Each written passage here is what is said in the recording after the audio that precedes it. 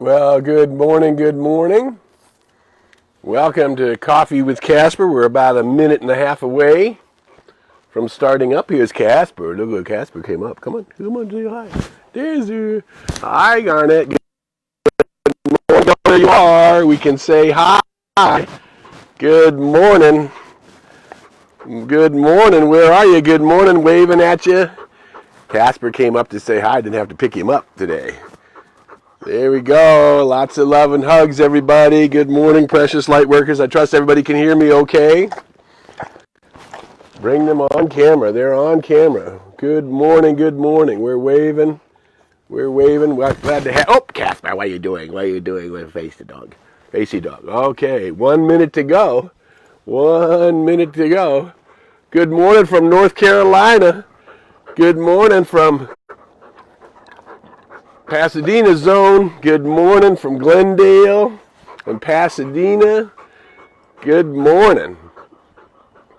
Well, I'm glad people are safe from the hurricane that's passing by. Happy Tuesday. Happy Coffee with Casper. Good morning, everybody. We got back from Catalina. We had a wonderful time. There we go. He's a good doggy boy. There's the Casper.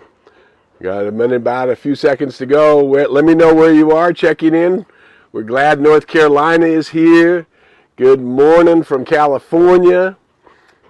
Good morning, good morning. There we go. About a minute to go. We'll get going.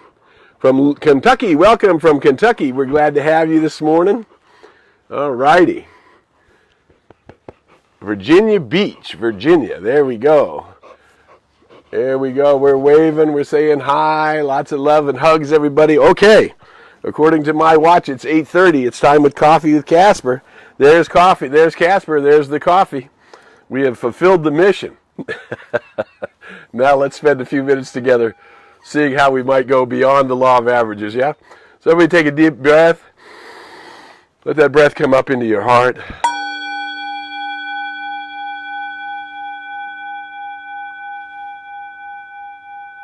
And just allow yourselves to come settled in and be happy. From Alameda, California, from New Hampshire, everybody, glad to see you this morning. From Oregon, glad to see you this morning.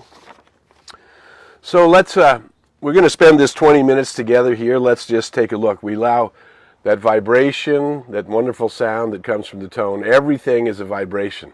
Everybody is emanating something. Good morning from St. Louis. Everybody is vibrating out an energy. And that energy is what we call part of the law of the circle, or part of the law of flow, or part of the law of cause and effect, or part of the law of karma. What we know is that the universe works in two ways. One is the spontaneous movement of love, and the other is the action of law. Like math is always going on no matter what we do, right? Math is always happening, and math is behind everything. So we may not be able to understand the math yet. We don't know what's behind it. We talk about metaphysics, what's behind, in front, or alongside that which is physical. But this vibration that we're sending out is the signal that we tell the universe to create with. So today I wanted to talk to you about moving up in consciousness. Now, what does that mean, to move up in consciousness? Now, obviously, we've been talking about that wonderful Meister Eckhart quote that the soul has two faces. One gazes at the glory of God, and the other directs the senses. This soul is this immortal part of ourselves. I am an immortal spiritual being, superior to my mind, to my body, and to my experience. And yet I have a mind, body, and experience. But what I am, the soul that I am, the I am consciousness that I was created in the image of, is the image of the wholeness itself. It is the act of love itself, giving itself to itself. And everybody touch your heart center and say, I am that. I am the place where the act of love gives itself to itself. Now, if we understood the glory of that love, if we really could allow it to expand, we would see that we are in a miracle every second, that the gift of life is a miracle to us and through us. Now, what's happening in our world, in the physical reality, is we're facing an unknown. Now imagine back in the days when the bubonic plague and other plagues were happening, nobody really even understood what was happening. There was just an invisible monster getting people. In this case, we know what it is. We know it's a virus. We know that we don't quite have a handle on it yet, but we do know there are certain things we can do that will help. California currently is doing a little bit better, primarily because we're beginning to get out of the mask debate and get into solution. And of course, that's what we all need to do all the time with our lives, is get out of the debate of life and get into solution. The master teacher, Jesus, spoke of, "Behold, the kingdom of heaven is at hand." That means that this place where everything is all right, where everything is perfect, where one thing moves from good to greater good, from love to deeper love, from joy to deeper joy, from laughter to deeper laughter, this movement of the kingdom of heaven, the experience of the glory of what it is to be in love and to be immersed in love, to be surrounded in love, to recognize that the source of your being is love, and then to begin to bring that vibration that you're sending out, that tone, to a place where you are welcoming and bringing forth love. And of course, the kind of love we're talking about is unconditional love. Love given freely, without demands, without expectations, without seeking anything in return. It is my nature to love. So when we are talking about the power of love, we're talking about moving into an unconditional love. Now we're living in a world right now where a great deal of humanity is living below the idea of unconditional love. They're living in judgment, they're living in fear, they're living in doubt. And we, if we want to be part of the kingdom of heaven that is at hand, must make another choice. We must rise up in consciousness. And what I mean by rising up in consciousness is expecting, bringing my attitude up to expect and accept a greater good. To expect and accept a greater good. Now we go, how could there be a greater good when the world is in such torment and we have such division and we have such debate over what is math and what isn't math? You know, for thousands of years, no matter what the tradition is, there's been this idea of a heartfelt wish for peace on earth and goodwill to all humanity. Peace on earth and goodwill to all humanity. Now, if we're going to wait for all humanity to get there, we will most likely not get the kingdom of heaven in this lifetime, because we will have avoided it. We will have not chosen into it. If the kingdom of heaven is at hand, it is not subject to conditions in the world. It is subject to the place in consciousness, the place in my own vibration, the place in my own energy, where I am rising up and accepting this good. Remember, we talked about this many times here on Coffee with Casper. This is our 14th episode. We invite you to go to the Facebook page, Harry Morgan Moses Facebook page, and there are episodes and episodes and episodes where we've been talking about how we can find this place within us where we are touching and moving up to accept a greater good, regardless of what it looks like in the world. Now, of course, that's going to bring forth what Jesus called a peace that passes understanding.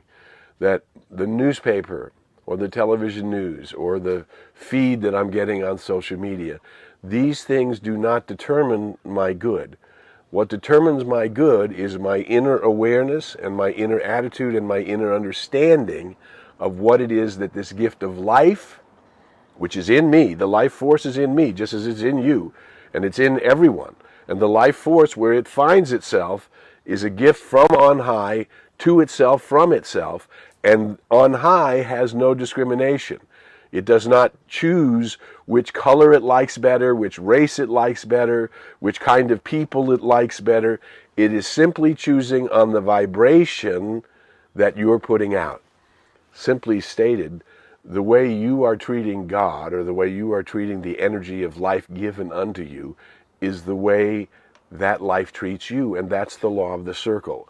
What I'm think about comes about, what I'm putting out comes back, what goes around comes around. This is the law of the circle. And each one of us is creating our own vibration in the law of the circle. And it is that vibration that determines the level of our good. It determines how much comfort we have. It determines how much abundance we have. It determines opportunities that come our way. It determines the unfoldment of a greater good in our lives, all depending on where we're putting our consciousness.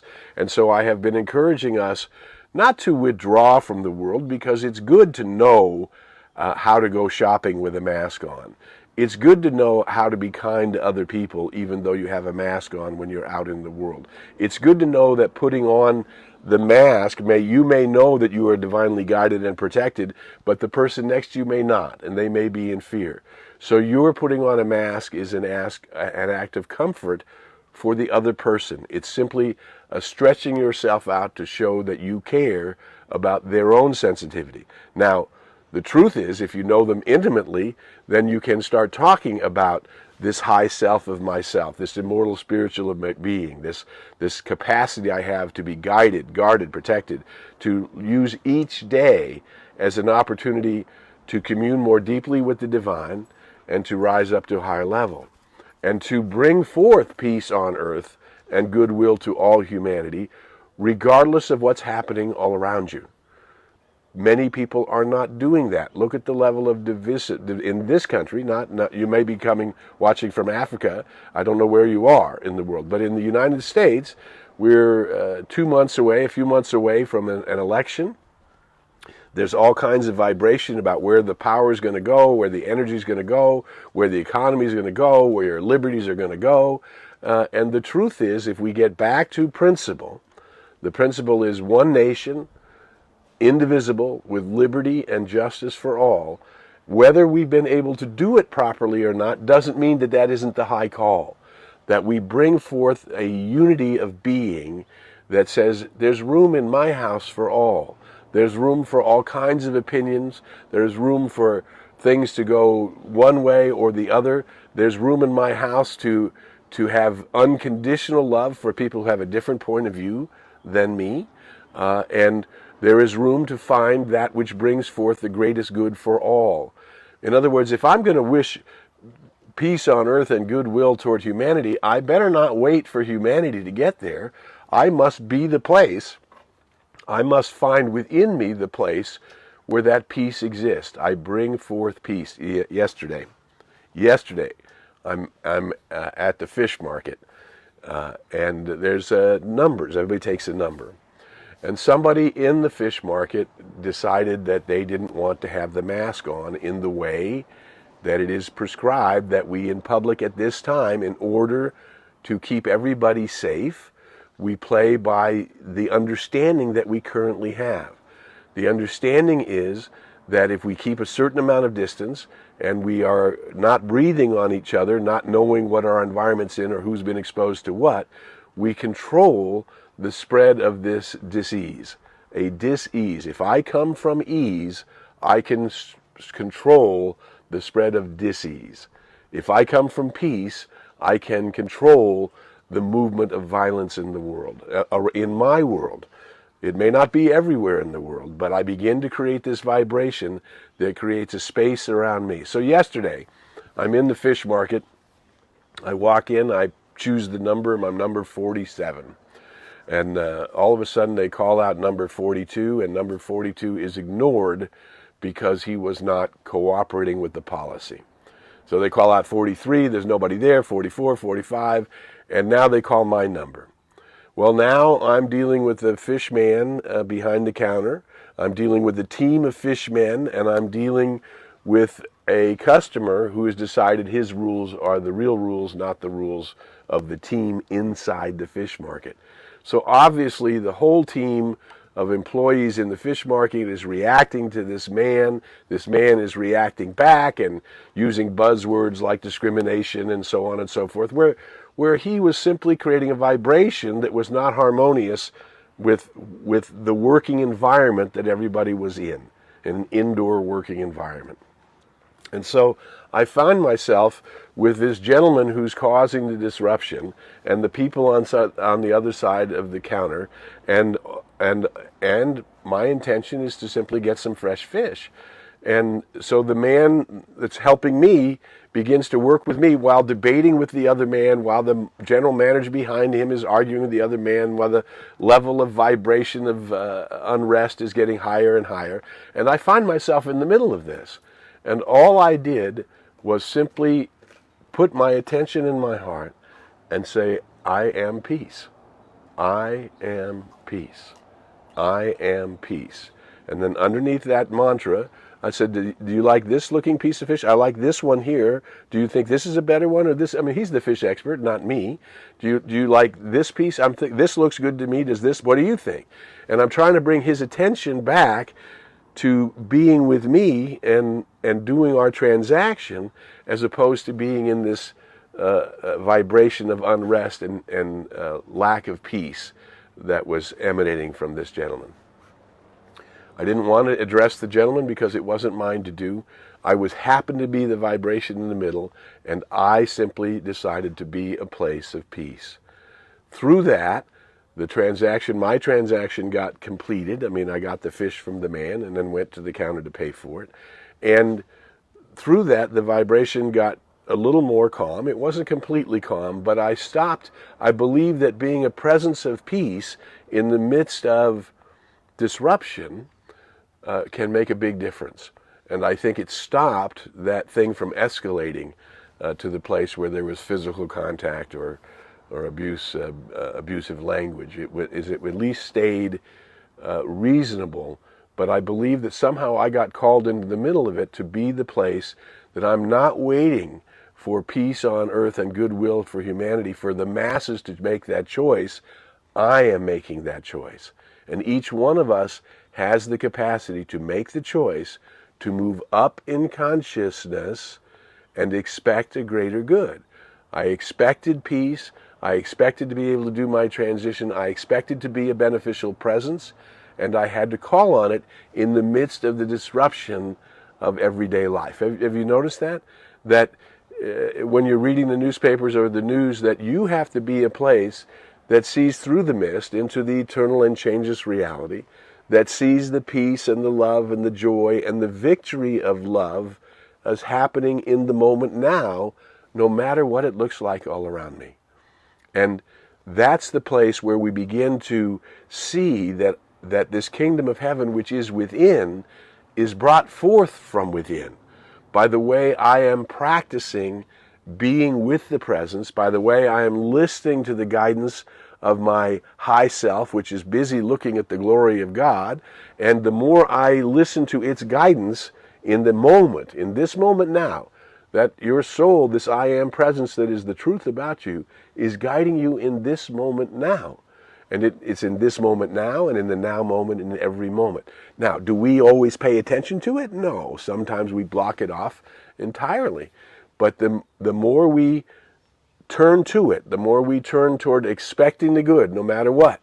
We're in this this twofold thing where we have this disease and then we have all the repercussions in the economies of the world, and nobody really knows what's going to happen. But we do know that humans are resilient, that humans have the capacity to adjust and to go forward. And I don't think we're going to be wearing masks forever. When we find the solutions, when the mind of humanity uses this divine gift of intuition, when the scientists are paying attention to their own high selves and answers are being revealed, solutions will come forth into the masses in terms of protection, in terms of whatever it is we need in order to be healthy, to be strong, to be clear, and to move past this pandemic into a world that brings forth a greater good, that brings forth a greater attention to life and liberty and equal justice for all people, that begins to carry the mantle of bringing forth a greater good, each one of us deciding for ourselves to bring forth a greater good into the consciousness of humanity. How do I bring forth more light? You pay attention to the light that is within you and around you. You invite the light. The more light you see, the more love you see, the more joy you see, the greater the capacity to attract that, because you're moving in the vibration of deeper love. You're moving in the vibration of deeper love. I am so blessed to have a family that I adore, and we all adore each other. And when we were on our vacation, it was just a matter of allowing love to be present and then noticing the beauty. And then the more you allowed love, the more love there was, the more laughter there was, the more beauty you noticed. And good and more good comes to you when you begin to see from the light, look for the light, and bring forth the light. I am a light worker. You're here today with me because you're a light worker. You're bringing your light into the world. And I say, separate yourself from what the race is doing. You're part of the race. You can support the race, but separate yourself from that which is not life-giving and life-enhancing, that which is not kindness and that which is not unconditional love, and turn toward that place within you that is able to love unconditionally, without demands, without expectations, and without seeking anything in return. You love not to get, but because it is your nature to love. And the more you love like that, the greater your good comes, the more you're able to rise up in consciousness and accept and expect a greater good. Accept and expect a greater good. You are a light worker. You are entitled to all the goodness in the universe. The love of the Most High is pouring into you right now. Open your mind and heart and be an instrument where that love moves into the world. The more you do that, the more you practice that, the more buoyant you become, the lighter you become, and the more in tune with the magic of the infinite, the magic of light and love and joy becomes yours. Keep your focus on the gift of life, on your love of the gift of life, on accepting the gift of life, on embracing the gift of life, on appreciating the gift of life, and more life will come to you. The amount of life you see and appreciate brings forth more light and more love to see and appreciate. My friends, it's my honor to be with you.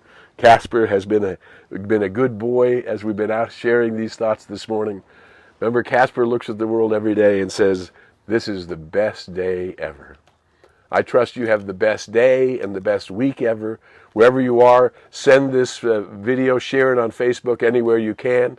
Anybody that needs to know about it, hopefully we're bringing forth a blessing by working together and creating something wonderful. It's my joy to be with you on Coffee with Casper. I will see you next week. And until then, go in the light, as the light, and with the light. May the long-time sun shine upon you. All love surround you, and the pure light within you guide you on your way. Bye for now.